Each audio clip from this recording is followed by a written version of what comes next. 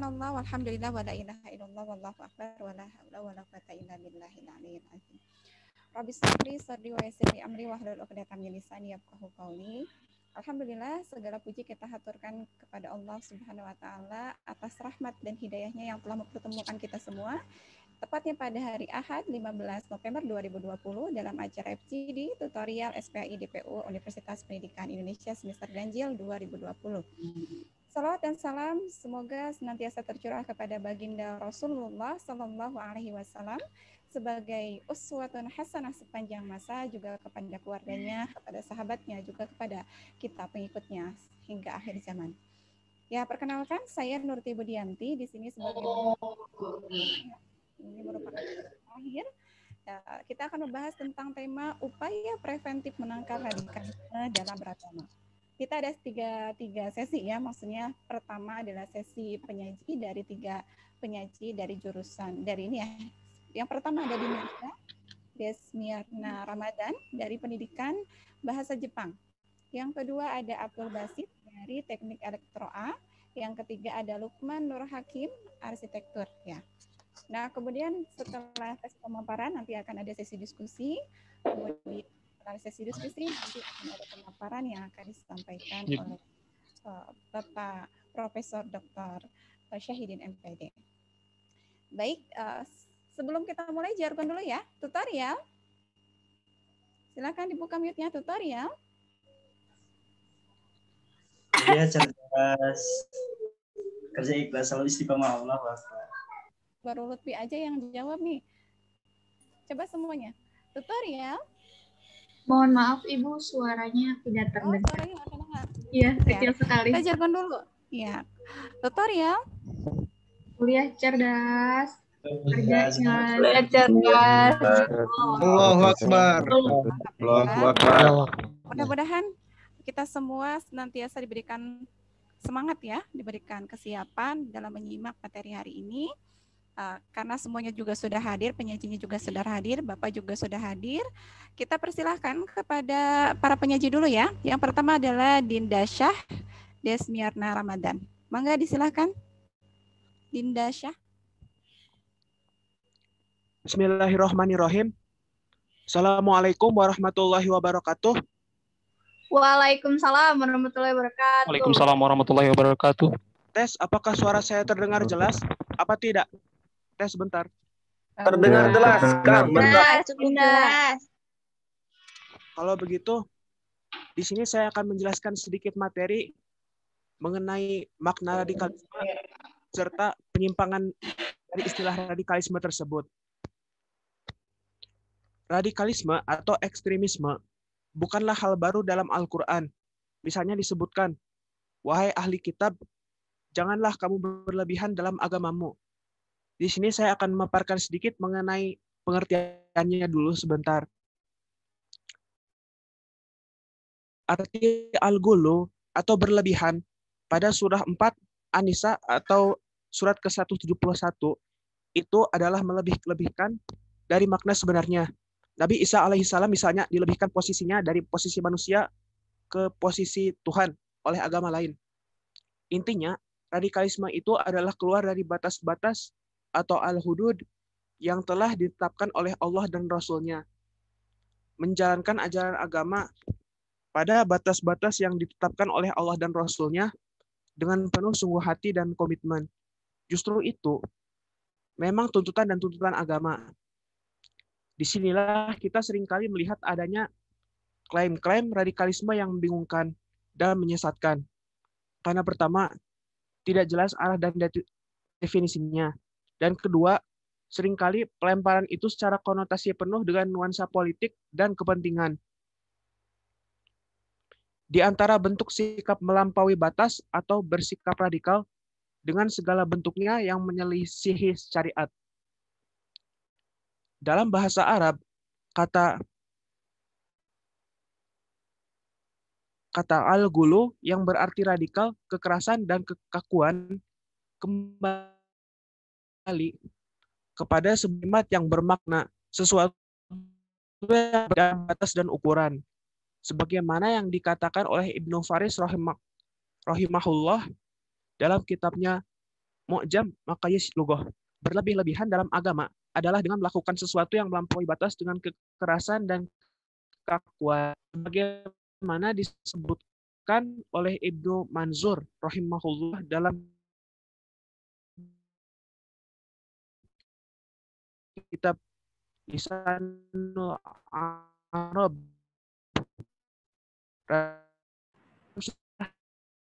Saja bahkan sebelum sejarah pun mencatat banyak tindakan-tindakan radikal dilakukan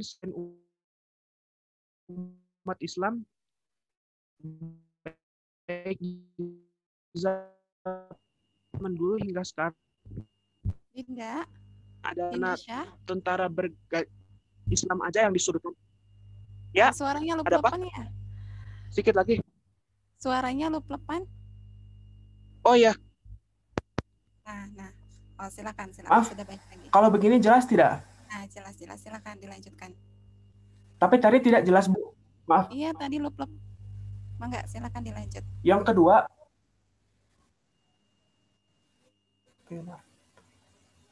kedua itu contohnya adalah dengan tentara bergajah Abraha yang berusaha menghancurkan Ka'bah, namun gagal. Itu contoh radikalisme di zaman dulu yang dilakukan oleh non-muslimin. Selanjutnya kita membahas mengenai makna radikalisme. Kata radikalisme atau ekstremisme kembali dipopulerkan oleh mantan Presiden Amerika George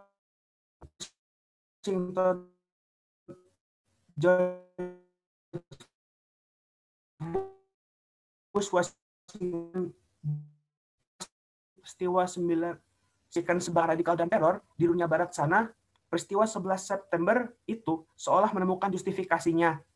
Kebijakan-kebijakan yang kemudian diambil oleh Presiden Bush ketika itu, termasuk peperangan abadi yang dilabeli dengan War on Terror atau peperangan terhadap teror, menjadi justifikasi atau pembuktian tentang kebijakannya yang memang memerangi dan memusuhi Islam serta dunia Islam. Peperangan kepada dunia Islam itu semakin terbuka ketika AS kemudian memaksakan perang kepada Irak atas tuduhan mengembangkan senjata kimia. Bahkan Irak pun sempat dituduh melindungi organisasi Al-Qaeda. Kesemuanya di hari kemudian terbukti hanya kebohongan yang dipaksakan untuk membenarkan serangan militer Amerika ke Irak. Kata radikal juga diadopsi oleh beberapa pemimpin dunia untuk menekan mereka yang dianggap bersebelahan, termasuk para pemimpin Muslim yang justru bermusuhan dengan kepentingan imperialis sendiri, seperti Saddam Hussein dari Irak, Muammar Gaddafi dari Libya, maupun Presiden Bashar al-Assad dari Suriah.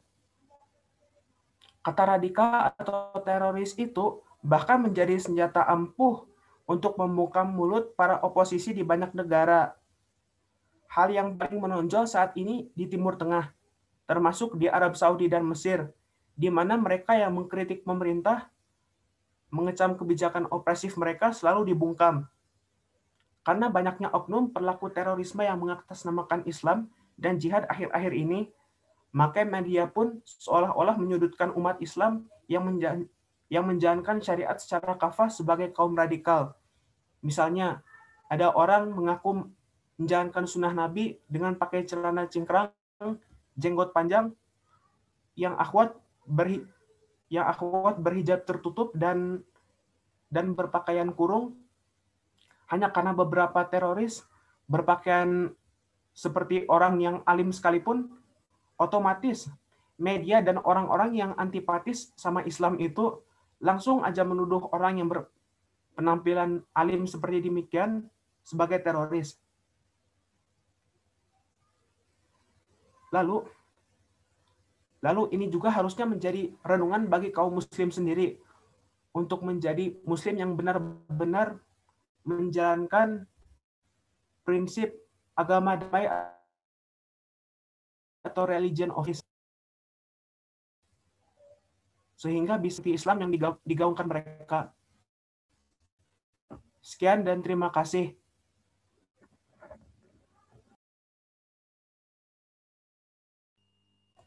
Baik, kita lanjutkan kepada penyaji kedua, yakni Abdul Basit dari Teknik Elektro A. Mangga, disilahkan. Sebelumnya suara saya terdengar? Ya, terdengar. Halo? Ya, silakan. Abdul. Terdengar. Yep. Terdengar. Baik, bismillahirrahmanirrahim. Melanjutkan yang tadi, saya ingin kembali menegaskan bahwa radikalisme itu intinya ada dua. Yang pertama, menolak, dan yang kedua adalah mengganti. Ya, mereka atau kaum radikal itu merespon dalam bentuk evaluasi, menolak atau melawan dalam bentuk asumsi, ide atau nilai-nilai yang dipandang bertanggung jawab terhadap keberlangsungan kondisi yang ditolak. Nah, radikalisme ini tidak berhenti pada upaya penolakan, melainkan berupaya mengganti tatanan yang diinginkan dengan bentuk tatanan lain. Nah, untuk latar belakang radikalisme sendiri, saya merangkum menjadi 5 poin. Yang pertama ada pemahaman. Maksudnya adalah pemahaman individu terhadap agama yang menyimpang dari konsep dasarnya. Dan yang kedua ada fanatik, sifat fanatik pemeluk agama yang berlebihan tanpa mengakui eksistensi agama lain dan mengklaim agamanya yang paling benar sendiri. Lalu yang ketiga adanya tekanan. Bisa jadi itu tekanan sosial, tekanan ekonomi, ataupun tekanan politik. Yang mana untuk tekanan politik lebih cocok bila mana di Indonesia, ya. Jadi tekanan-tekanan tersebut menekan rakyat radikalis sampai melampaui batas kesadaran mereka sehingga memunculkan perlawanan dalam berbagai cara yang tadi seperti asumsi, ide, nilai-nilai atau bahkan lembaga. Lalu yang keempat adalah menolak modernitas. Jadi menolak modernitas itu mereka lebih mengukuhkan peran formal agama. Di saat eksistensi agama melemah karena modernitas, ya, mereka akan mempertahankan diri dengan memunculkan reaksi penolakan. Lalu nomor 5, intoleran, yakni kurangnya kesadaran bermasyarakat dan berbangsa secara pluralistik sehingga menyebabkan hilangnya rasa toleran. Nah, sebaliknya yang tadi akan menimbulkan fanatisme atas kebenaran kelompoknya sendiri. Cara mencegah terpapar radikalisme, Profesor Dr. Muhammad Quraishi Shihab berpendapat bahwa paham-paham yang sesat, radikalisme itu salah satu penyebab utamanya adalah kebodohan. Jadi kita harus banyak mempelajari agama, ya, mempelajari situasi, lalu mempelajari konteks sehingga paham-paham tersebut tidak mempengaruhi kita. Yang dipengaruhi itu orang bodoh yang tidak mengenali agama ini. Agama ini agama yang penuh dengan kedamaian, agama yang penuh dengan kelemah lembutan dan tidak mungkin mengajarkan keburukan. Nabi Muhammad SAW bersabda, "Fa innar rifqa lam yakun fi syai'in qattu illa zanah, wa la nuzi'a min syai'in qattu illa syanah." Sesungguhnya lemah lembut itu tidaklah ada pada sesuatu kecuali akan menghiasinya, dan tidaklah dicabut dari sesuatu kecuali akan memperkeruhnya. Hadis riwayat Abu Daud. Jadi agama ini menghendaki damai. Kita harus paham. Jangan lantas berkata ucapkan kebenaran walaupun pahit, walaupun sakit. Tidak serta-merta seperti itu. Kita harus melihat situasi, kita harus melihat tempat, melihat konteks. Baru kita melakukan tindakan, bukan terburu-buru. Nah, masalahnya pada zaman sekarang itu banyak orang, problematika zaman sekarang itu banyak orang yang menyampaikan sesuatu, dia merasa tahu, padahal dia tidak tahu. Yang lebih parahnya lagi, dia merasa tahu sehingga menyampaikan sesuatu, padahal dia tidak tahu bahwa dia tidak tahu. Jatuhnya jadi so tahu. Na'udzubillah min dzalik. Lalu untuk memudahkan mengenali ciri-ciri ajaran sesat pada saat ini, bisa dilihat untuk kriteria ajaran sesat. Yang pertama ada mengingkari rukun iman atau rukun Islam. Ini sudah jelas layaknya ajaran sesat pada zaman dahulu, pada zaman masa Khalifah Abu Bakar As-Siddiq, yakni Musailamah Al-Kadzab. Dia mengeluarkan ajaran sesat kepada istrinya, terutama Tulaihah, yang juga merupakan nabi palsu. Dia mengatakan bahwa Musailamah membebaskan Tulaihah atas sholat subuh dan sholat isya, yang mana kedua sholat tersebut kita tahu sangat banyak godaannya. Untuk subuh susah bangun, dan untuk isya karena terlalu lelah jadi segera ingin tidur. Lalu untuk yang kedua, meyakini turunnya wahyu sudah Al-Quran, ini sudah jelas karena tidak ada lagi wahyu sesudah Al-Quran. Lalu yang ketiga, merendahkan Nabi dan Rasul. Dan yang keempat, mengingkari Nabi Muhammad SAW sebagai utusan terakhir. Salah satu contohnya adalah Ahmadi, ya. Kenapa? Karena mereka berpendapat, mereka meyakini bahwa Mirza Ghulam Ahmad sebagai Nabi terakhir atau Nabi setelah Nabi Muhammad SAW. Wa'udzubillahi min dzalik. Dan yang kelima, ada mengkafirkan sesama.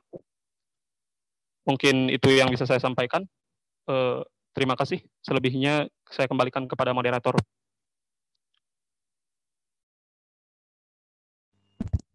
Ya, baik. Terima kasih ya, Abdul Basit. Sekarang yang ketiga ada penyaji ketiga ada Lukman Nur Hakim dari Arsitektur. Silakan.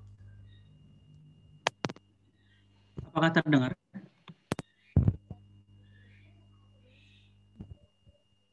Silakan, Abdul. Terdengar cuman kecil. Lukman Nur Hakim. Tes.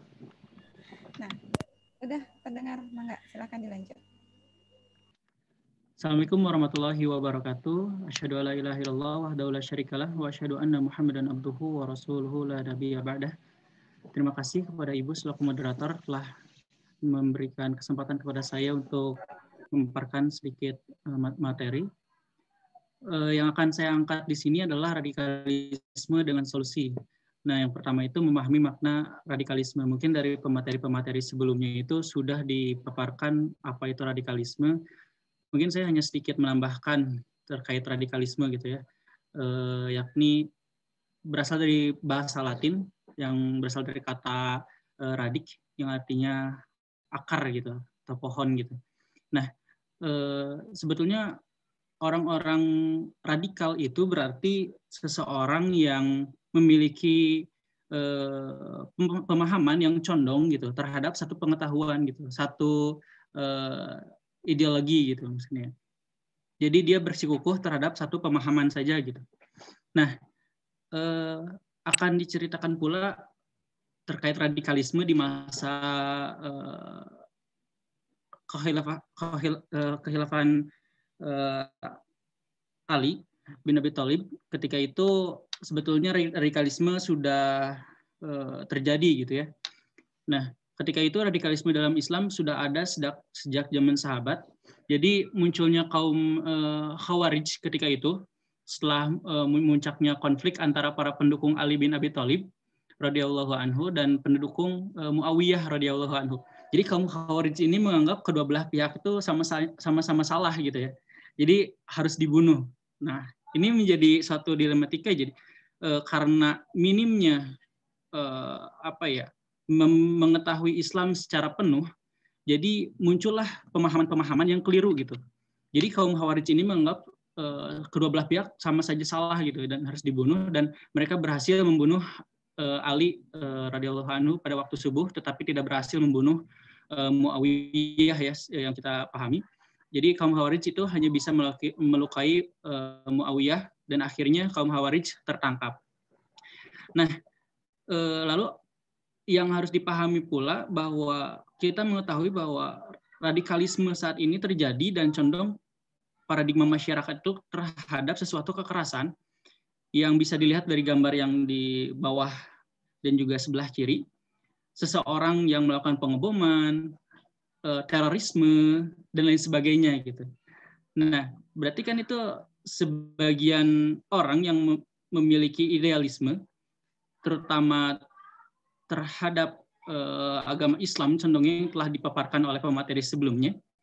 Nah, jadi tetapi yang jadi permasalahan adalah dampak-dampak dari radikalisme ini yang seperti pengeboman dan juga perusakan itu memiliki dampak yang cukup singkat sebetulnya. Yang jadi permasalahan adalah paparan radikalisme yang tidak tersirat, yang bisa kita pahami melalui masuknya informasi paham radikalisme melalui forum-forum, Lalu bisa kita lihat di sebelah kanan, yakni bangunan Kingdom Tower di kota Jeddah, Saudi Arabia yang sedang dibangun dengan budget 14 triliun rupiah, tingginya 1 kilometer, yang insya Allah bakal menyaingi Burj Khalifa di Dubai. Nah, sesuatu yang indah tentunya. Tetapi ketika berbicara tentang Islam rahmatan lil alamin, yang berarti Islam rahmat lil alam, kita coba bahwa ini bukan mungkin saya berpendapat terlebih dahulu di awal bahwa ini bukan suatu fitnah, tetapi ini hanya perumpamaan di mana bagaimana jika dana 14 triliun ini triliun dengan data yang telah dilakukan itu bisa membuat satu hunian yang cukup layak. Berdasarkan riset itu 30 juta pun sudah bisa memenuhi satu keluarga kecil gitu.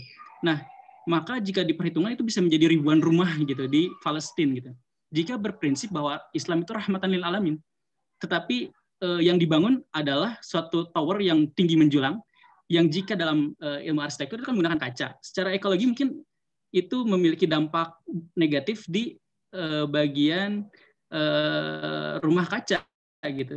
Tetapi kembali kita berpikir positif bahwa bisa saja dampak-dampak dari perekonomian di Kingdom Tower ini bisa menjadi gelontoran dana untuk umat muslim di masa yang akan datang secara positifnya. Nah, maksudnya di sini adalah paham radikalisme itu harus dibagi menjadi dua pemahaman, bahwa ada yang berbentuk kekerasan, ada pula yang berbentuk misalnya tersistematis, yang itu yang menjadi bahaya, yang sistematis yang kita tidak sadari gitu. Nah, media informasi yang keduanya itu adalah bisa melalui forum discussion tadi yang pertama, melalui bisa kajian, tetapi mohon maaf, bukan kajian-kajian yang tidak menjuruskan kajian-kajian, tetapi bisa jadi beberapa forum diskusi ini yang tidak berlandasan Al-Quran dan Sunnah, dan tidak berlandasan dalil-dalil, tafsir, dan juga asbabun nuzul, yang sehingga sampai kepada kita dengan pemahaman yang tidak sempurna gitu, tidak utuh gitu. Nah, itu yang menjadi bahaya. Lalu media informasi yang keduanya itu adalah sosial media. Kita tahu bahwa sosial media ini adalah produk teknologi yang dampaknya positif dan negatif. Tetapi yang harus dititik beratkan adalah kita sebagai pengguna harus menjadi subjek dalam bersosial media ini, bukan menjadi objek. Karena jika menjadi objek, tentu paparan radikalisme ini bisa berwujud visual dan juga tekstual yang informasinya akan masuk ke dalam tubuh kita. Nah, ini yang berbahaya. Nah, lalu ada upaya deradikalisasi yang telah dilakukan oleh pemerintah. Nah, upaya-upaya ini yang harus kita dorong, misalnya adalah upaya dalam membuat peraturan di mana seperti ormas-ormas di masyarakat itu didorong untuk menolak paham radikalisme, lalu membuat tim pandu penanganan konflik sosial, dan lain sebagainya. Nah, itu harus kita dukung gitu. Lalu ada poin keempat, nah, belajarlah dan memahami Islam secara kafah, secara menyeluruh.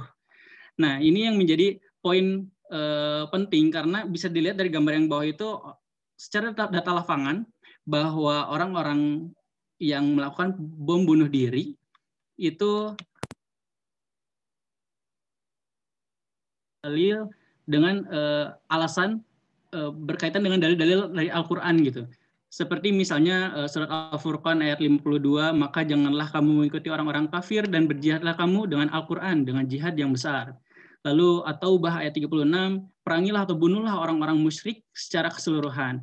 Nah, ketika seseorang memahami hanya secara tekstual, tanpa kontekstual, asbabun nuzul dan juga tafsirnya, maka ini yang menjadi bahaya. Dan ternyata data lapangan pun seperti itu. Banyak orang-orang yang melakukan bom bunuh diri dan lain sebagainya. Lalu nomor 5, mengamalkan syariat sesuai Al-Quran dan Sunnah. Karena Nabi SAW telah bersabda dari hadis riwayat Ibnu Majah, sungguh aku telah tinggalkan bagi kalian syariat yang putih cemerlang, jelas, malamnya seperti siangnya, tidak ada penyelewengan daripadanya sepeninggalanku, melainkan dia akan binasa. Nah, lalu di poin ke-6, memahami tujuan hidup yang baik, yang tertera pada surat Az-Zariyat ayat 56, yakni kita diciptakan melainkan untuk ibadah, dan juga Al-Baqarah ayat 30 di mana kita diciptakan untuk menjadi seorang khalifah di muka bumi. Nah, kita sebagai mahasiswa tentu harus berorientasi pada hal-hal tersebut gitu kan, membuat produk-produk ilmiah, produk-produk yang baik secara kemaslahatan masyarakat gitu. Karena sesuai dengan peringatan pada surat Al-Mutaffifin ayat 4 sampai 6, tidaklah orang-orang itu menyangka bahwa sesungguhnya mereka akan dibangkitkan pada suatu hari yang besar, yaitu hari ketika manusia berdiri menghadap Tuhan alam semesta, di mana kita akan dimintai pertanggungjawaban.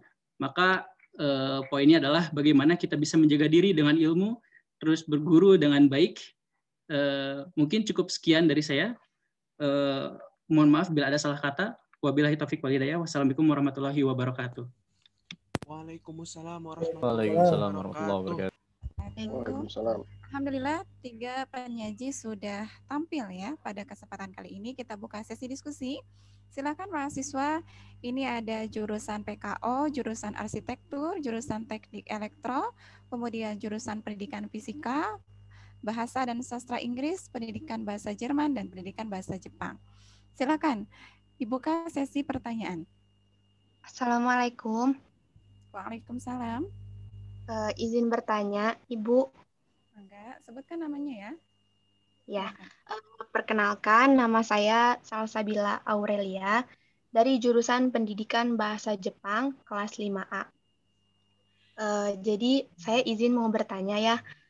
Kemarin kan ramai sekali ya di media sosial ini bahwa umat muslim itu kan saling menjatuhkan umat muslim lainnya gitu ya, cuma dikarenakan perbedaan pendapat. Nah, pihak A ini merasa bahwa orang yang dipercayainya tuh sangat luar biasa benar gitu, dan pihak B merasa bahwa tindakan pihak A itu sebagai umat sudah sangat merugikan dan berlebihan gitu. Dan mereka pun mengusulkan agar jangan berlebih-lebihan dalam memuja seseorang kecuali kepada Rasulullah Shallallahu Alaihi Wasallam. Nah, menurut pandangan teman-teman semua dalam tema hari ini, apakah hal tersebut sudah termasuk tindakan radikalisme? Kemudian, upaya apa sih yang harus kita lakukan sebagai umat muslim yang baik? Terima kasih, Ibu. Ya, baik. Terima kasih ya atas pertanyaannya, Salsabila. Silakan pertanyaan kedua.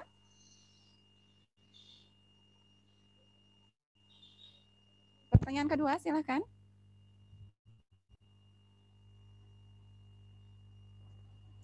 Ada lagi yang ingin bertanya?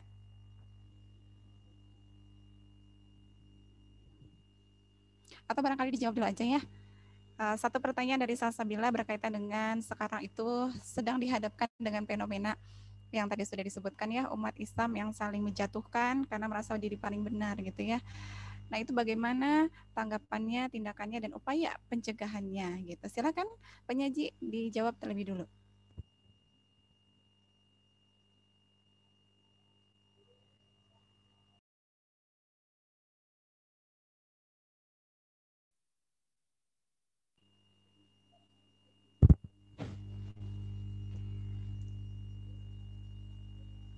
Ada yang akan menjawab? Atau barangkali ini siapa, Nafis? Bertanya Nafis? Silakan dijawab terlebih dahulu. Pertanyaan dari Salsabila kepada Dindasa, Abdul Basit, dan Lukman. Baik, menanggapi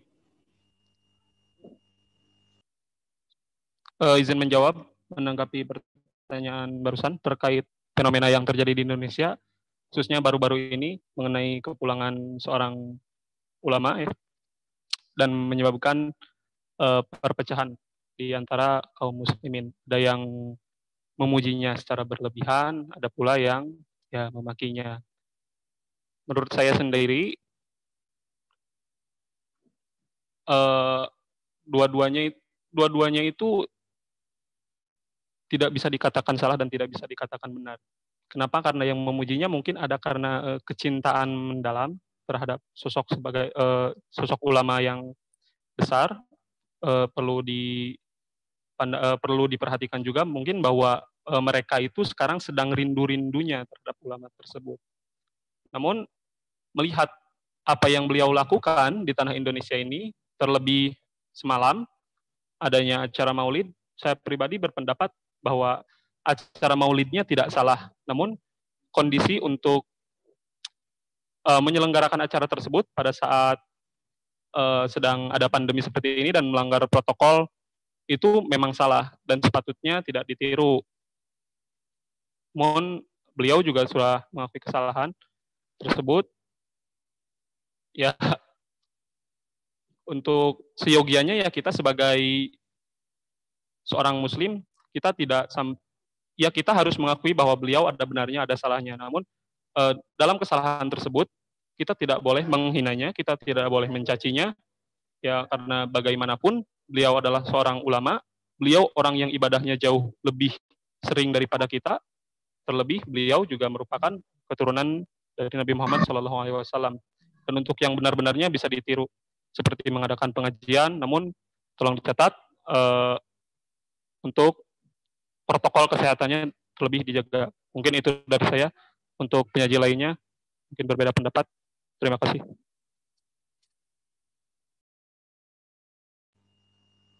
Ya, terima kasih atas jawabannya. Siapa ini? Abdul ya? Silahkan dari yang lain ada tambahan?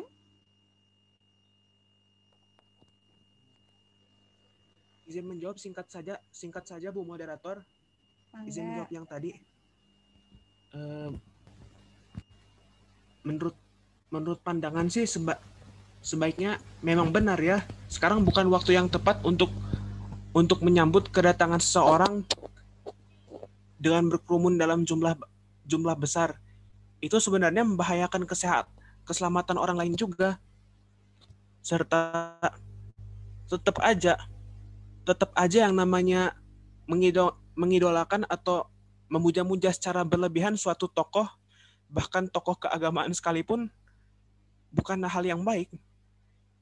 Karena yang pantas mendapatkan pemujaan terus-menerus dari kita adalah Allah dan para rasulnya saja. Lalu untuk agar terjadi ketenangan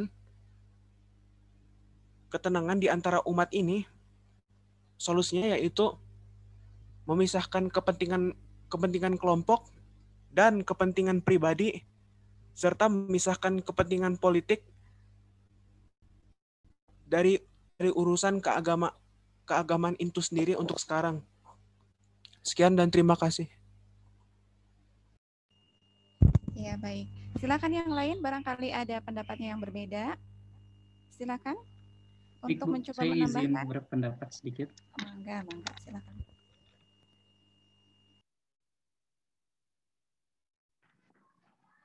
Mungkin telah banyak ya selain kasus-kasus tersebut, seperti banyaknya karena sosial media itu sangat luas ya, dan juga mencakup dari berbagai golongan umat gitu ya, sehingga perbedaan pendapat itu pasti terjadi karena ilmu-ilmu yang sampai, informasi yang sampai pun akan bercabang-cabang.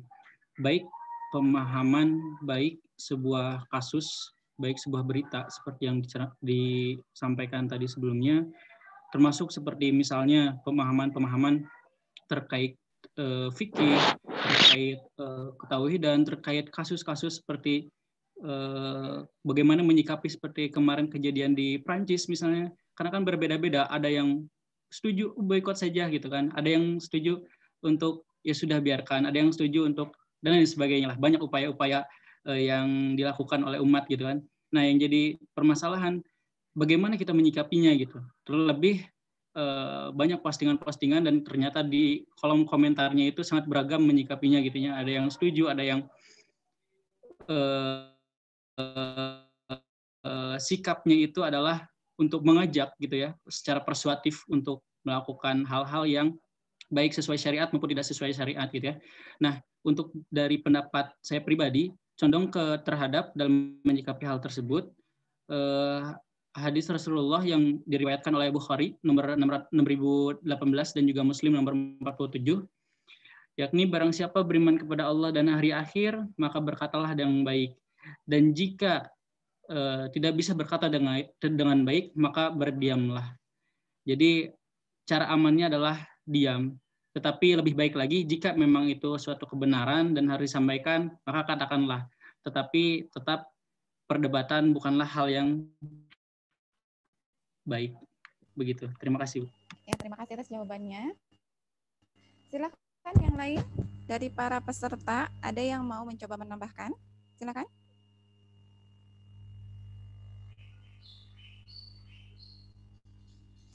Silakan yang lain. Atau barangkali ada pertanyaan yang baru, silakan. Kita buka kembali. Ibu izin bertanya. Mangga, silakan. Ya. Nama saya Cynthia Indriani Melis dari Pendidikan Fisika A. Izin bertanya, Bu, misalkan nih di suatu daerah terdapat satu keluarga yang terjangkit atau mengikuti organisasi radikalisme gitu. Tapi tetangganya itu nggak kebawa, tapi dia melindungi gitu, Bu. Melindungi si keluarga yang mengikuti radikalisme itu. Nah, menurut para penyaji nih, bagaimana gitu hukumnya orang yang tidak ikut radikalisme tapi melindungi atau membiarkan kerabat dekatnya atau tetangganya yang mengikuti organisasi radikalisme. Seperti itu. Terima kasih. Baik, terima kasih atas pertanyaan dari Cynthia Pendidikan Fisika. Silakan dijawab oleh penyaji.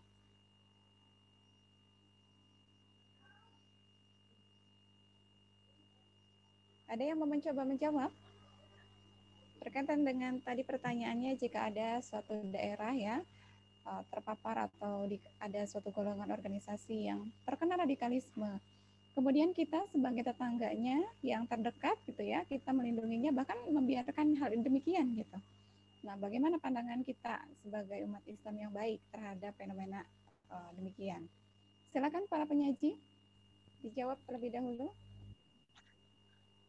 Ibu moderator izin menjawab sedikit saja. Mangga. Jika seandainya kita menemukan adanya saudara, kerabat atau teman yang terpapar radikalisme akibat mengikuti organisasi atau kegiatan berkedok keagamaan tertentu yang tidak jelas verifikasinya oleh publik dan terpapar oleh ideologi radikal tersebut, misalnya tidak mengakui adanya kedaulatan negara Republik Indonesia atau pemimpin yang sekarang itu dianggap pemimpin togut, zalim, karena bertentangan dengan keyakinan radikal mereka, maka solusinya bukan dengan menjauhi, mengucilkan atau mengucilkannya begitu saja. Coba solusinya begini, bisa diselesaikan secara kekeluargaan dan dengan musyawarah, misalnya dengan memberikan pengarahan yang lain, serta menyadarkan dia bahwa dia itu Muslim yang hidup di negara Republik Indonesia yang menjunjung toleransi beragama serta keberagaman, serta mengajarkan kalau Islam dan mencintai tanah air itu saling berkaitan dan merupakan hal yang kebajikan dalam agama, serta menanamkan pada dia kalau bahkan untuk menjadi seorang Muslim pun tidak perlu mengikuti aliran ekstrem tertentu yang berasal dari Timur Tengah. Sekian dan terima kasih. Ya, silakan dari penyaji yang lain. Barangkali ada tambahannya, silakan.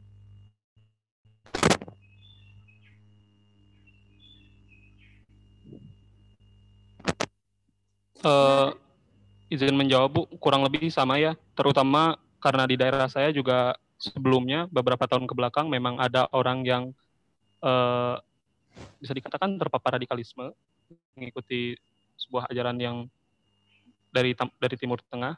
Solusi yang dilakukan pada saat itu ya diadakan musyawarah, diberikan penyuluhan kepadanya, terus diingatkan lagi bahwa seperti tadi, hidup di Indonesia, hubul watan minal iman. Lalu untuk selebihnya, orang tersebut selalu diajak ke acara pengajian-pengajian, intinya diajak aktif bermasyarakat lah, juga aktif dalam keorganisasian di daerah tersebut, di daerah saya. Barangkali itu. Terima kasih. Ya, kemudian tanggapan dari Lukman. Silakan Lukman.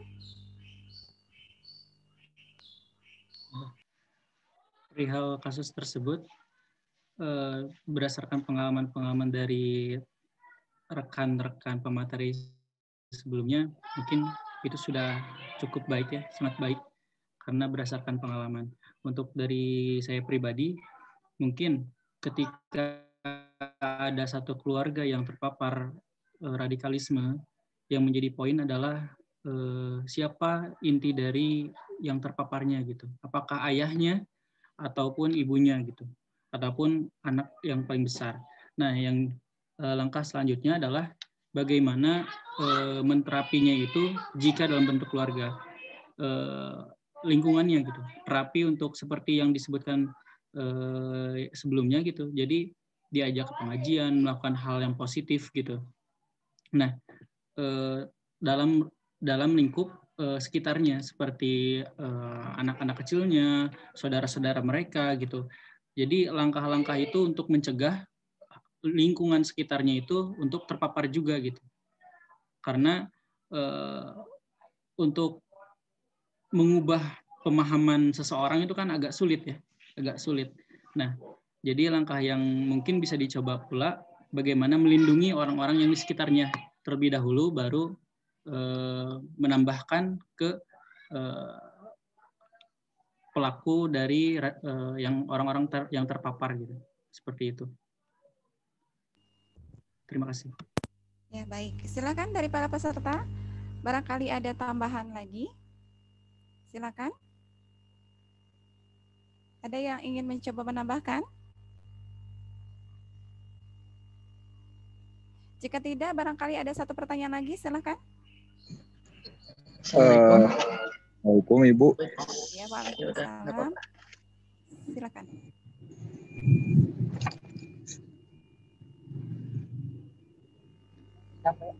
Siapa Ibu? Mohon maaf.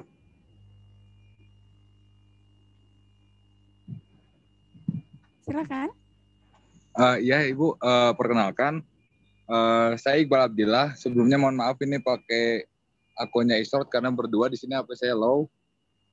Izin bertanya Ibu. Silakan, Angga.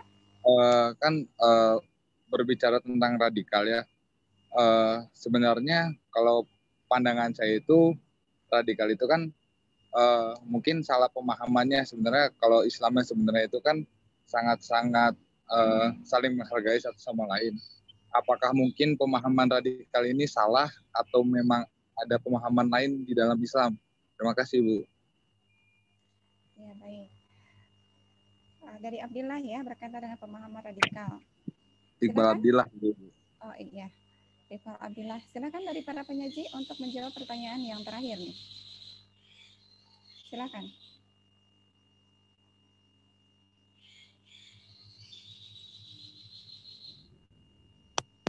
Menjawab. Angga? Iya. Perihal dari pemahaman radikal itu sendiri dalam agama Islam, tentu perlu ditelaah kembali gitu. Berdasarkan data lapangan pun ternyata untuk kasus yang pertama misalnya, kasus dari Timur Tengah, bagaimana ISIS, Al-Qaeda, dan lain sebagainya. Mereka melakukan radikalisme berdasarkan atas nama Islam dengan istilah dari mereka itu jihad berperang.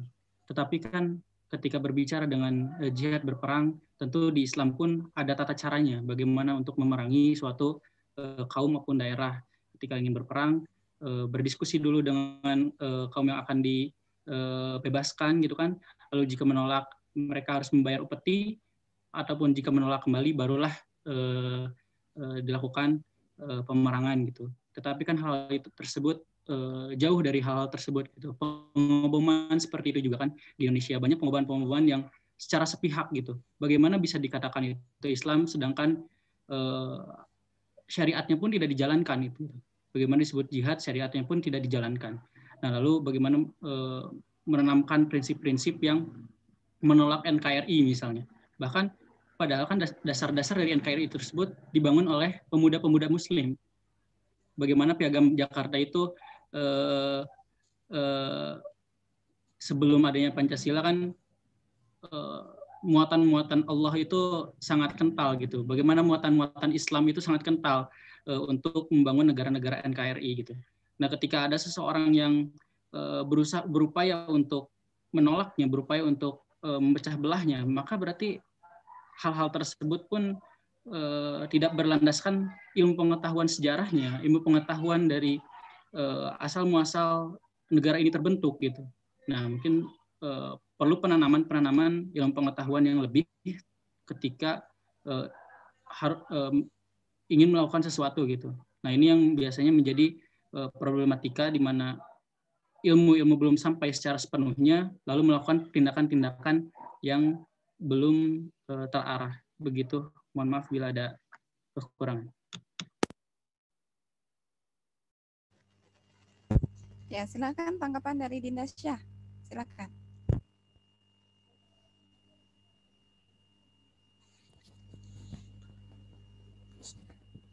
Tidak ada, dicukupkan saja, Bu. Terima kasih. Ya, kemudian dari Abdul Basit, ada tambahan? Tidak ada juga, Bu, saya rasa. Sudah cukup. Barangkali dari para peserta, ada yang mau menambahkan? Tidak ada juga. Ya, baik. Jika demikian, kita cukupkan saja ya. Sesi diskusi hari ini ada 3 pertanyaan yang tadi sudah masuk. Dan alhamdulillah ini merupakan salah satu fenomena-fenomena kekinian gitu ya. Dan tema hari ini, upaya preventif menangkal radikalisme dalam beragama, merupakan salah satu tema yang sangat penting untuk kita ketahui. Maka alhamdulillah di tengah-tengah kita ada Bapak Profesor Dr. Syahidin MPD. Beliau merupakan salah satu dosen senior dari IPA yang ilmunya sangat luar biasa sekali. Kita akan menyimak ya pemaparan dari beliau. Mangga Bapak, disilakan. Baik, terima kasih. Assalamualaikum warahmatullahi wabarakatuh. Ini tampilannya bisa di ini enggak nih, panitia nih. Di layar saya ada pematerian dosen ya. Pengurus mohon dijadikan host ya, ya, Bapak. Oke. Saya mau menginikan PPT-nya nih. Ya. Baik. Ada ya? Udah kebaca ya? Ada PPT-nya? Punya? Sudah ada. Ya. Upaya ini. Oke. Bismillahirrahmanirrahim. Ya. Baik. Pertama saya menyimak paparan kalian luar biasa ini, 3 pemapar tadi ya. Artinya alhamdulillah kalian sudah punya pemahaman yang benar lah begitu dari apa yang dibicarakan tentang radikalisme. Nah, saya ingin sharing lah gitu ya tentang makna radikalisme itu. Tadi kan sudah disampaikan ya. Nah, makna radikalisme. Ada 2 istilah yang sedang tren dalam percaturan beragama pada pasca reformasi. Yang pertama radikalisme. Radikalisme itu kan pakai itu berarti paham atau aliran ya. Kemudian moderasi. Moderasi itu moderat, tengah-tengah, melunakkan pemahaman atau menyeimbangkan sikap gitu ya. Kalau di ini kan radikal PS moderat, ekstrim PS moderat. Kata radikal dalam kaitannya dengan yang seramai dibicarakan, saya sering memberi masukan ke teman-teman di Kemenag itu yang getol menyebut-nyebut radikal, ya termasuk saya mengkritik, saya bilang kok kenapa ikut campur tentang yang gitu-gituan radikalisme. Dulu itu ada terkenal ekstrim. Nah kalau ekstrim itu kan netral, tidak ada tendensi untuk menyudutkan pihak-pihak tertentu kan begitu ya. Karena dari sisi radikal itu juga kalau digunakan dalam filsafat, justru kalau kita mau berfilsafat harus radikal. Kalau tidak radikal ngapain berfilsafat? Berpikir sampai ke akar-akarnya itu radikal itu ya, mendasar begitu kan. Nah ini kan salah kaprah. Orang yang mempertahankan keyakinannya disebut radikal. Sudah kemana-mana. Padahal tadinya yang disebut radikal itu ekstrim itu.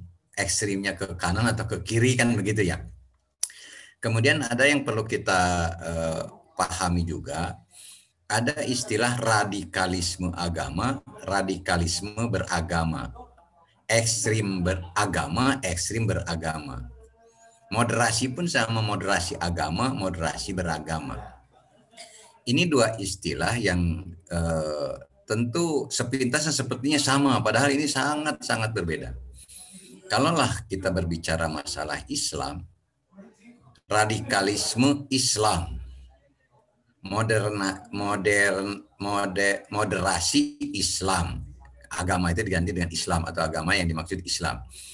Ini sudah keliru itu pemahaman itu. Ngawur begitu. Islam itu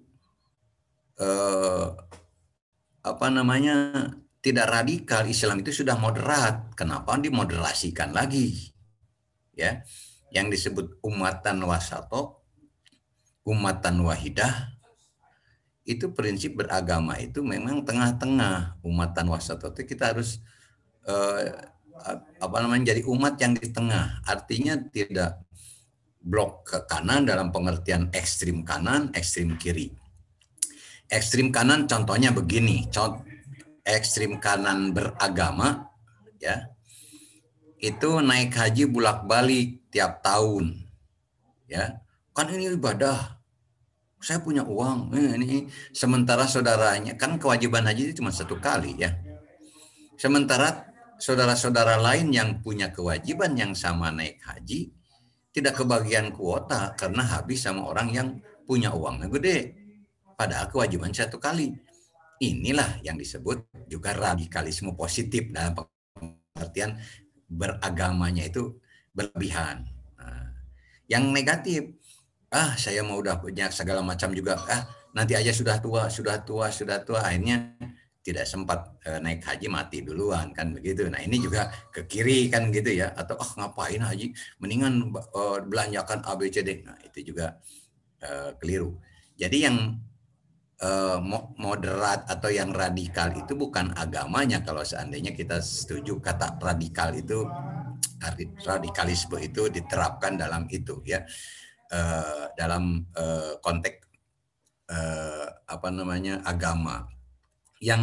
Yang benar itu beragama, radikalisme beragama atau moderasi beragama, karena agamanya itu sudah moderat gitu ya, tidak usah dimoderasi. Agama itu tidak radikal, agama itu moderat kan begitu ya, artinya tengah-tengah. Nah kalau agamanya sudah given dari Allah begitu ya.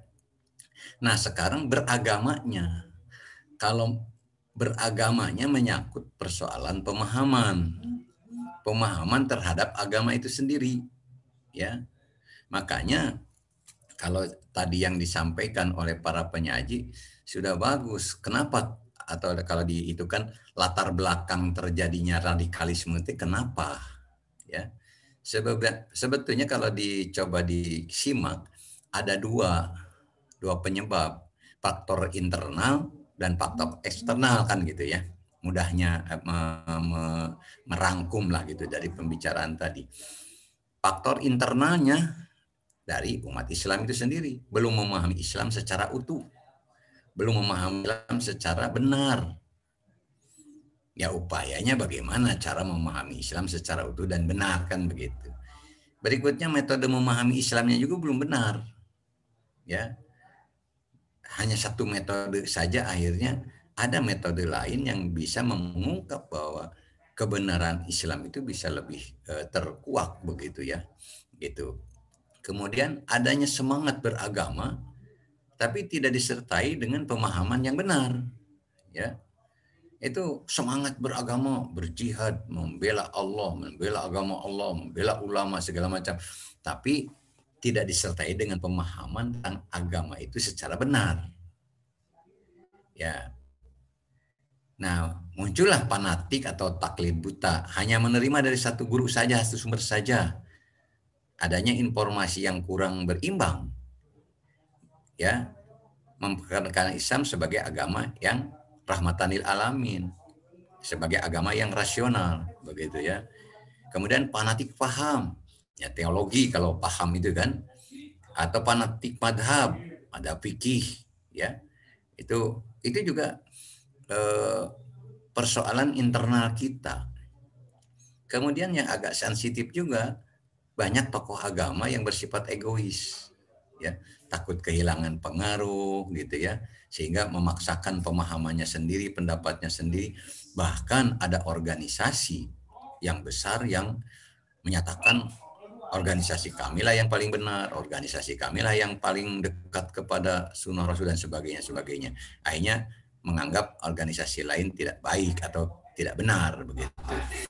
Nah, ketika cerita itu Allah mengingatkan, wala takunu minal musyrikin.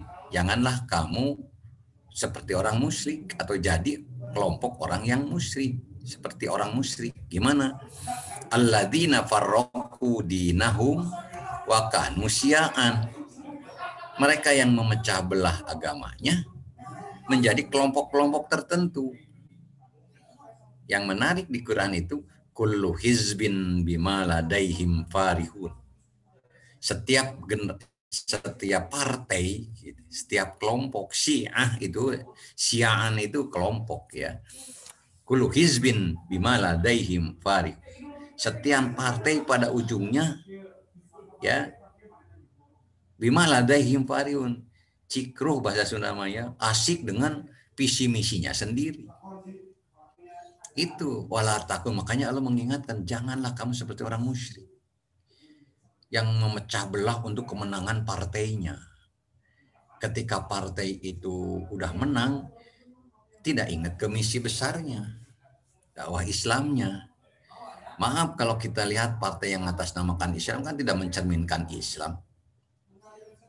Itu bahkan umat juga ya istilahnya ya kalau boleh dikatakan membenci begitu. Masa partai ngaku Islam ngedukung orang kafir jadi pemimpin, kan gitu, ngaco ya kan itu.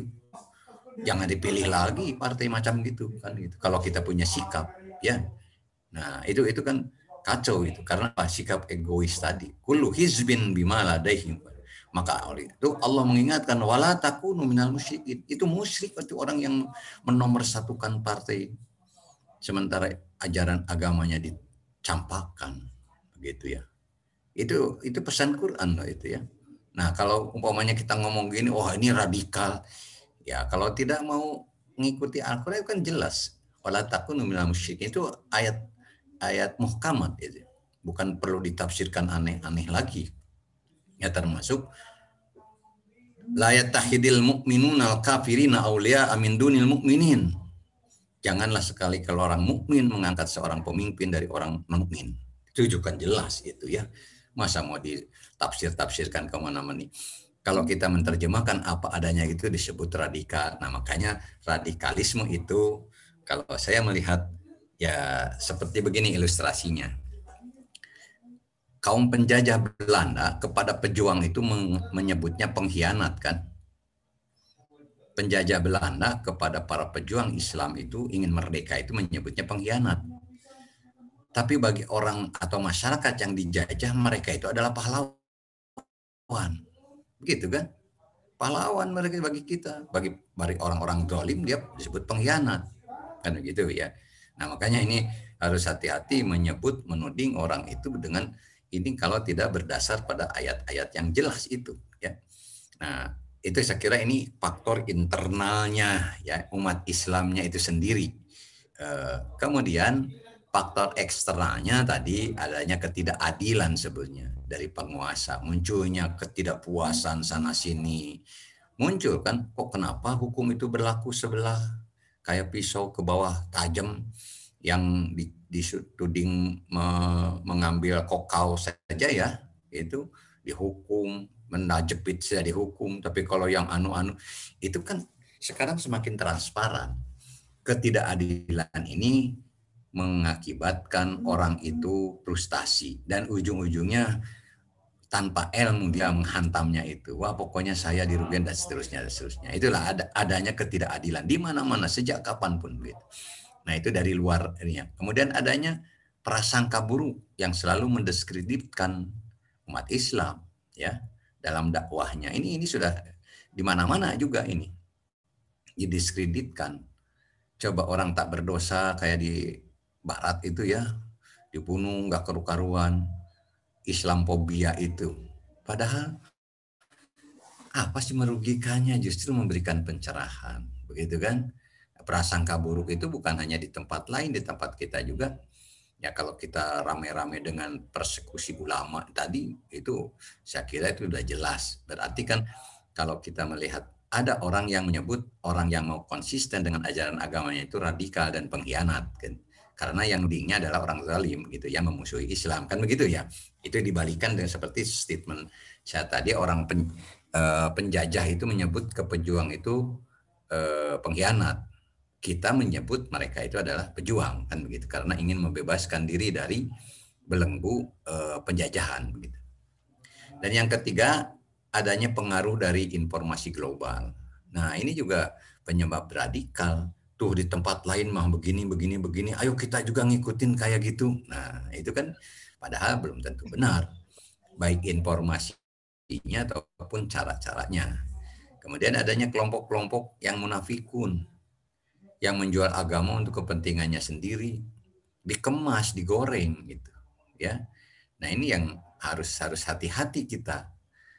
Nah, yang lebih bahaya lagi adanya rekayasa politik dari musuh-musuh Islam. Rekayasa sengaja diciptakan oleh mereka seperti bagaimana menjustifikasi menangkap seseorang. Ya, udah banyaklah ceritanya gitu ya. Orang tidak apa-apa tiba-tiba ditaruh narkoba di sakunya begitu kan. Kan ada kasus-kasus kayak begitu dan itu sudah di-share kemana-mana, orang pada lihat. Jadi muncullah ketidakpercayaan dari masyarakat terhadap orang-orang munafik karena orang ulah-ulah munafik ini. Nah, yang menjadi persoalan bagi kita umat Islam ya, ini masuk al-fitnatul kubro. Fitnah besar ini. Fitnah besar itu di mana orang Islam itu menjadi tanazul. Tanazul ya. Tanazul itu berbantah-bantahan. Fala tanya di Quran surat Al-Anfal ayat 46 itu Allah berfirman, ya ayyuhalladzina amanu, hai orang-orang yang beriman, fala tanazalu fatafsalu wa tadhhabari hukum gitu ya. Itu tegas ya. Hai orang beriman, janganlah kamu saling berbantah-bantahan tentang sesuatu yang jelas begitu. Jangan digoreng informasi itu, kembali kepada Quran gitu. Kemudian fatafsalu, maka kalau kalian berbantah-bantahan maka hatimu akan ciut, takut menghadapi musuh, menghadapi serangan orang-orang, takut karena kita habis waktu kita berbantah-bantahan tentang sesuatu yang tidak perlu, begitu ya. Oleh sebab itu, watadhabari hukum, kalau kamu sudah berbantah-bantahan dengan persoalan yang tidak jelas, kemudian kamu ciut hati kamu, watadhabari hukum, akan hilang aura kebersamaan, kekuatan Islam yang rahmatan lil alamin itu kan hilang. Kenapa? Karena itu habis waktu kita dimakan dengan bantah-bantahan yang tidak jelas. Nah, contoh saja dengan datangnya seorang Ustadz Habib Rizik. Kok kenapa mesti direkayasa begitu ya? Siapapun orangnya merekayasa, tetapi yang jelas masyarakat juga melihat ketidakadilan di negeri ini. Coba kayak Pak Habib Rizik dicari-cari kesalahan, kok sampai diisukan dia ya berlebihan lah, yaitu fitnah betul, bermain perempuan lah kasakan begitu ya. Mas iya gitu ya, sampai sejauh hati menuding itu. Ketika disuruh dibuktikan nggak jelas ya. Itu kan itulah orang munafik musuh Islam itu yang kayak begitu. Masa ulama didiskreditkan begitu? Ya, wajar kalau seandainya muncul gerakan-gerakan yang membela ulama, karena ulama dipersekusi dan dibiarkan itu. Tidak ada itu akun-akun yang menghina Habib Rizik ditangkap atau diinikan. Tapi sebaliknya kalau yang menghantam difasilitasi, inilah ketidakadilan di negeri ini seperti itu. Kenapa? Karena umat Islamnya itu pataf salu, ya, tatanazalu, berbantah-bantahan atas nama agama, begitu ya. Padahal ya kalian intelektual bisa melihat bagaimana perjalanan demokrasi di kita ini. Apa benar seperti itu? Kan isu-isu siapapun yang menggorengnya, saya tidak menuduh penguasa ini, tapi mungkin aja ada yang mencari muka ke penguasa, ingin mendapatkan bagian. Akhirnya bikin rekayasa. Saya pernah mengenal seseorang, ya dia tidak sadar menyampaikan begini merekayasa ini, begini merekayasa. Subhanallah, saya bilang ini orang. Ketika saya pantau di Facebook dengan menggunakan akun-akun lain, saya tahu bahasa dia itu begitu. Oh, ini orang munafik itu. Sebetulnya sudah halal darahnya untuk menghancurkan Islam dengan cara-cara begitu. Ya, itu orang-orang yang tidak bertanggung jawab sebetulnya itu. Nah, saya itu sedih sekali begitu ya ketika ada orang, saya bilang ngapain kamu itu cari makan itu yang begitu caranya lah. Kok kenapa sampai tega-teganya menuding orang-orang yang tak bersalah ini. Ya kan katanya supaya populer ya. Kan kadang-kadang itulah orang-orang yang tidak bertanggung jawab itu gitu ya. Nah, kemudian bagaimana upaya?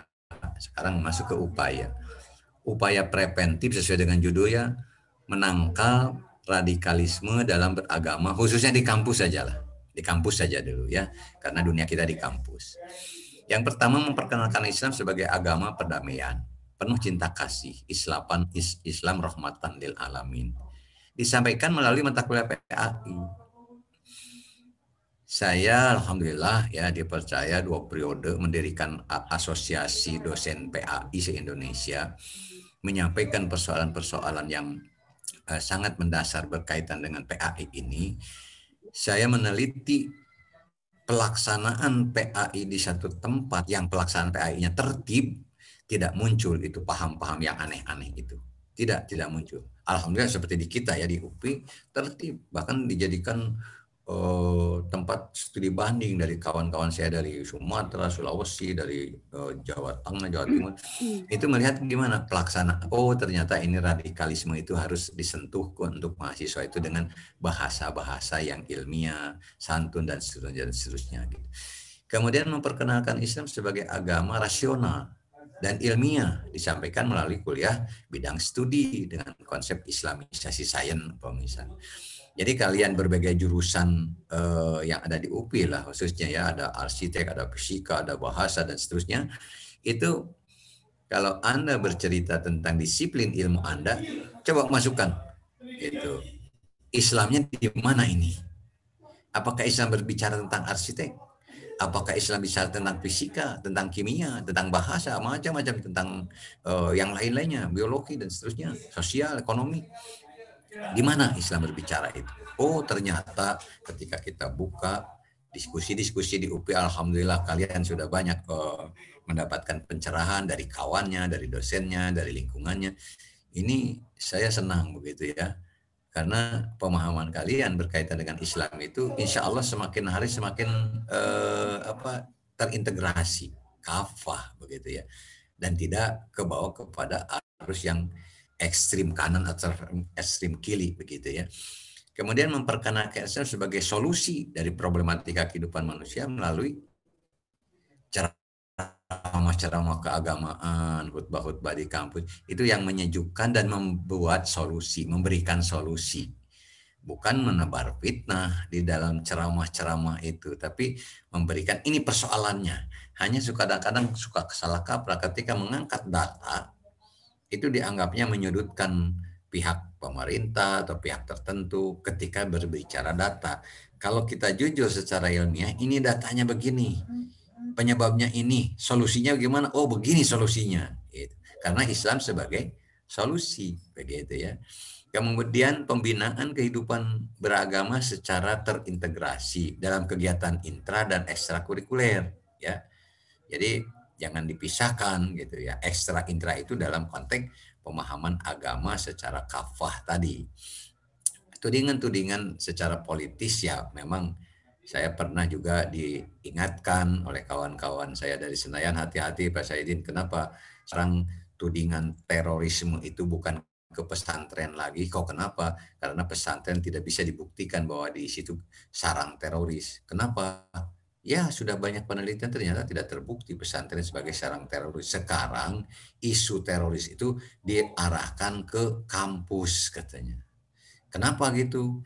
Karena pesantren itu tidak bisa membuat bom katanya. Kalau kampus kan ada fisika, ada elektro dan sebagainya begitu ya. Nah ini kan ini rekayasa orang-orang yang tidak suka terhadap kondusivitas umat Islam di Indonesia kan begitu ya. Nah, ini perlu kita sadari semua bahwa apa yang terjadi saat ini tidak latah datang dari luar saja, datang dari dalam. Kalaupun gempuran dari luar sebagaimanapun kuatnya, kalau pertahanan diri umat Islam tadi kuat, tidak tanazul, tanazalu itu ya, fa'in tanazu bukan tanazul, tanazu ya, maka kita akan kuat, tidak akan hilang rasa ciut kita melawan kezaliman itu, dan tidak akan hilang juga watadhabari hukum tadi, tidak akan hilang aura, tidak akan hilang kemudian wibawa. Justru mereka takut begitu ya. Coba saja kalau Anda baca sejarah Rasulullah SAW, perang Badar 313 lawan 3.000 ya, menurut sejarah itu 1 lawan 10, ada lagi yang menyebut 1.000 katanya lawan 313. Ya, itu terlepas, tapi yang jelas bahwa mereka gimir itu takut dengan 313 orang ini. Mereka membuat kucar-kacir katanya. Karena apa? Karena umat Islamnya bersatu, tidak ada tanazu, ya, wala tatanaza'u, ya, tidak tanazu. Nah, di itu kan juga diingatkan fa in tanaza'tum fi syai'in farudduhu ilallahi war rasul. Kalau kamu ada potensi tanazu, farudduhu ilallah war rasul, segera kembalikan pada Quran dan Sunnah. Begitu. Nah, itu saya kira bagaimana kita mengatasi secara preventif. Kemudian berikutnya memberikan peluang yang luas untuk para sivitas akademika dalam mengekspresikan kehidupan beragama dalam kehidupan modern. Nah, ini bukan juga liberal begitu, mengekspresikan pemahaman keagamaan begitu ya dalam kehidupan modern begitu ya. Ini juga membuka peluang untuk kita membuka wacana, membuka wawasan kita. Islam itu rahmatan lil alamin. Kata siapa Islam tidak bisa hidup dalam konteks begitu ya. Banyak ayat-ayat yang belum terungkap tentang pengembangan sains teknologi. Coba aja ayat ini aja coba. Allahu nurus samawati wal ard kamasali nurihi kamishkatin fiha misbah dan seterusnya itu. Itu kalau dianalisis, kecuali orang-orang fisika yang bisa menganalisis ayat itu secara tajam. Karena masalah nur kan, cahaya, kecepatan cahaya dan lain-lain begitu di situ. Ya, itu belum bisa kita mengungkap lebih jauh lagi itu tentang ayat itu. Ya. Nah, berarti kan itu sains teknologi ya. Kemudian masalah al-barq itu kilat. Itu kan gelombang, ini orang elektro yang belajar itu.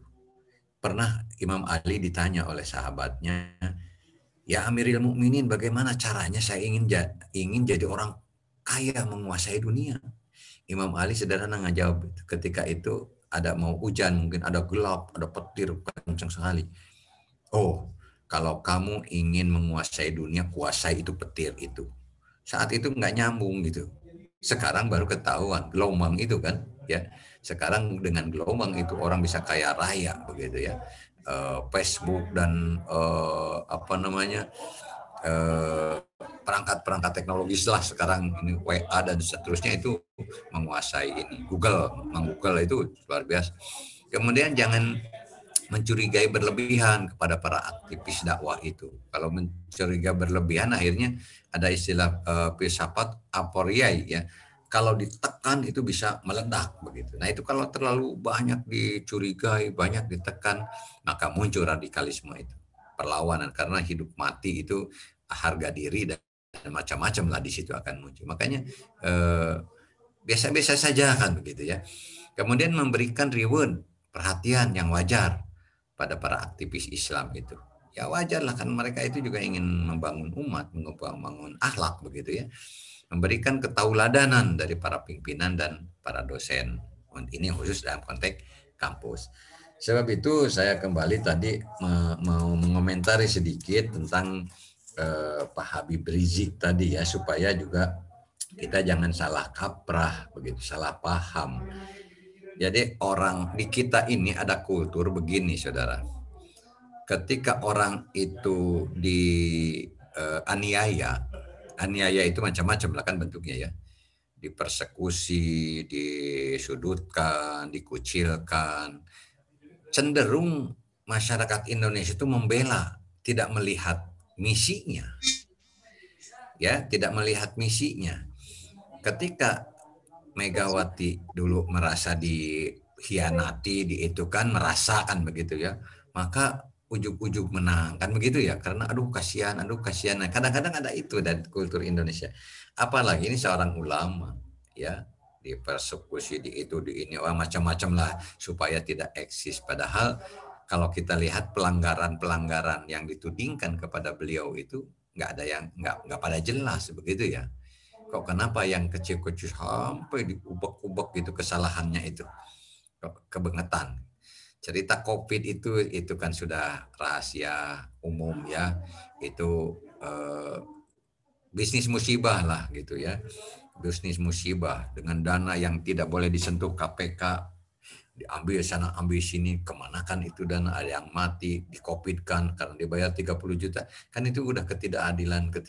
Makanya masyarakat, saya kebetulan ini lagi di kampung ini, udah pada cuek lah dengan itu. Ngapain nggak dulu juga sales mama ada ini kayak begitulah. Akhirnya kan sudah tidak populer lagi itu isu-isu kayak begitu. Jadi saya kira itu dikemas, dibungkus, digoreng menjadi kekuatan, ya dipolitisir lah ujungnya itu musibah itu ya. Coba maaf Prof. Oke. Ini terakhir ini slide ini. Jadi bagaimana untuk upaya preventif itu kalau melalui pendekatan pendidikan agama itu seperti itu. Jadi kita tidak usah mengada-ngada kalau berkaitan dengan persoalan-persoalan yang ditudingkan tentang radikalisme. Di Kemenag itu sekarang sudah dirubah istilahnya radikalisme itu dengan ekstrim, dikembalikan kepada istilah dulu. Jadi orang pemahamannya yang agak nyeleneh, apalagi kalau yang cenderung tersesat itu awalnya dari ekstremisme katanya. Karena kalau radikal itu banyak kontraproduktif dengan istilah-istilah filsafat dan lain-lain. Saya kira itu reward saya kepada saudara-saudara yang tampil tadi, bagus begitu ya. Kalian sudah memahami apa yang dimaksudkan tentang radikalisme tanda petik begitu ya. Demikianlah Pak Bu Nurti, terima kasih atas atensinya. Assalamualaikum warahmatullahi wabarakatuh.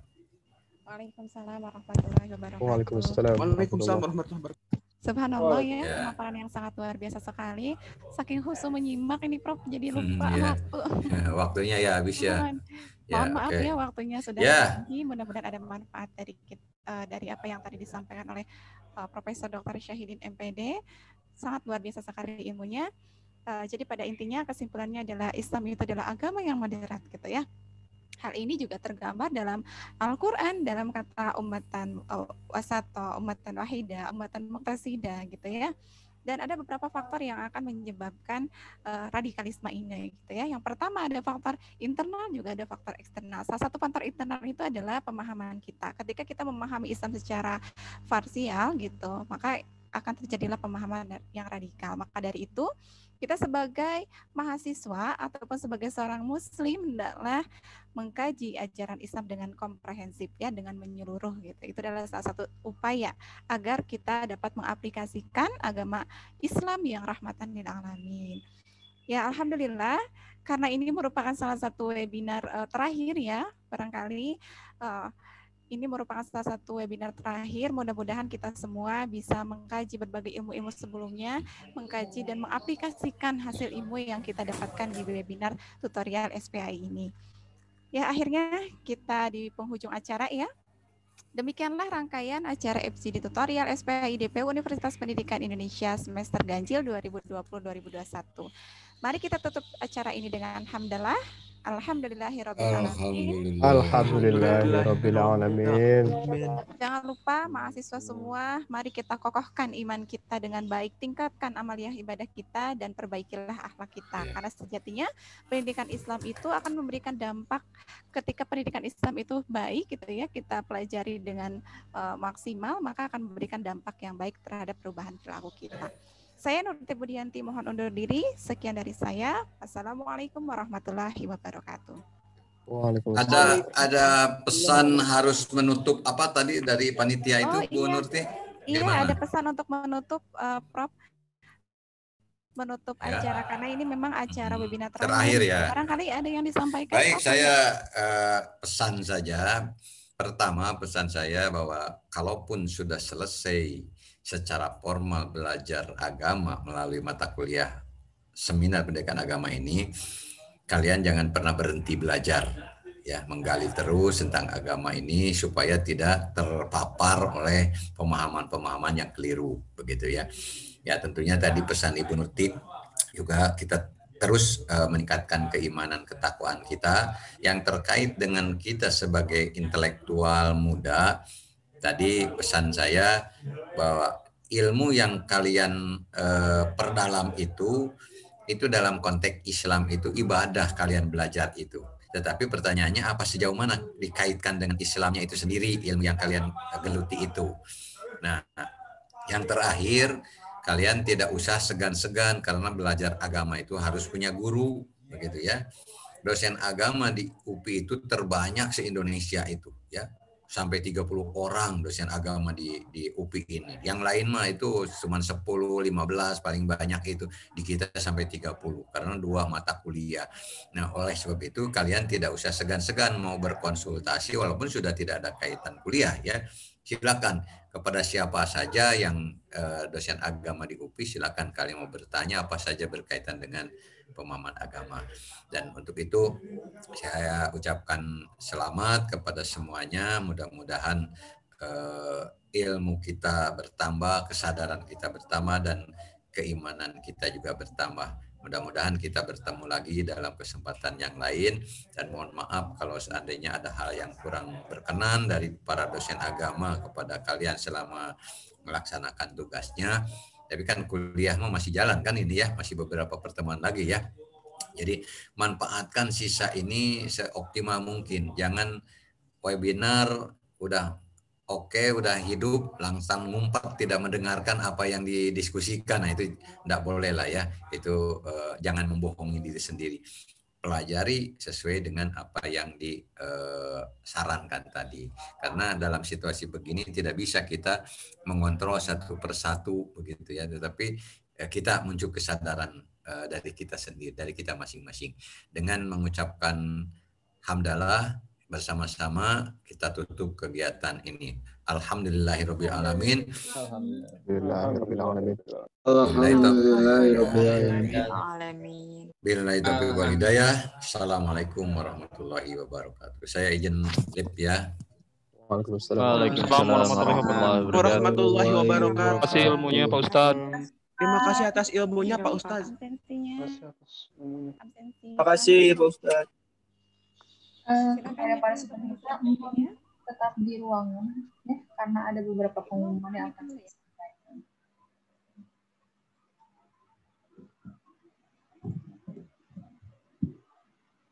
Ya, ini adalah pengumuman tugas pengganti untuk para peserta yang sempat tidak mengikuti FGD SPAI sampai akhir atau pernah tidak mengikuti 1 kali atau 2 kali.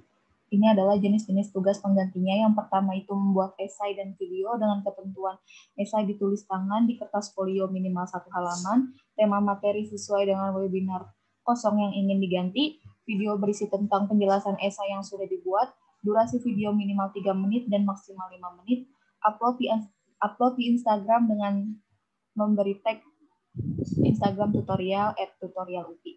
Foto esai dan Instagram dikirim ke CP fakultas masing-masing.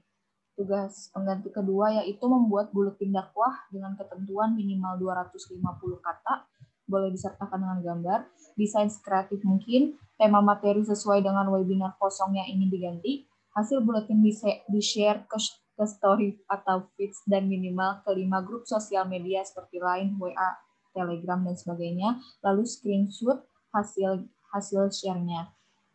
Kemudian desain buletin dan screenshot-nya dikirim ke CP fakultas masing-masing. Ada syarat dan ketentuan tugas pengganti yaitu berfungsi untuk mengganti dua webinar presensi yang kosong. Yang kedua, 1 jenis tugas berlaku untuk presensi in dan out. Yang ketiga, untuk mengganti 1 webinar yang kosong cukup membuat esai dan video saja. Yang keempat, untuk mengganti 2 webinar yang bolong, membuat esai, video, dan buletin dakwah.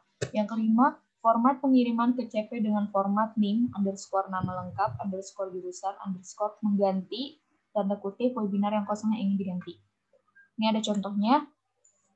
Yang kemudian, lalu lampirkan tugas penggantinya, batas pengumpulan Minggu 29 November 2020. Saya harap dapat dimengerti kepada semua peserta. Sekali lagi, terima kasih kepada para peserta yang telah mengikuti serangkaian FGD SPHI tutorial BPU UPI sampai FGD kelima ini.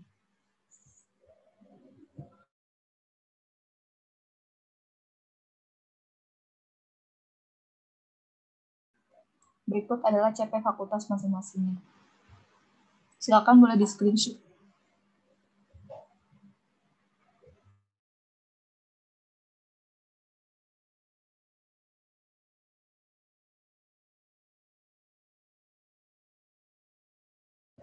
Jika sudah selesai semua, jangan lupa untuk mengisi presensi out yang sudah ada di kolom chat.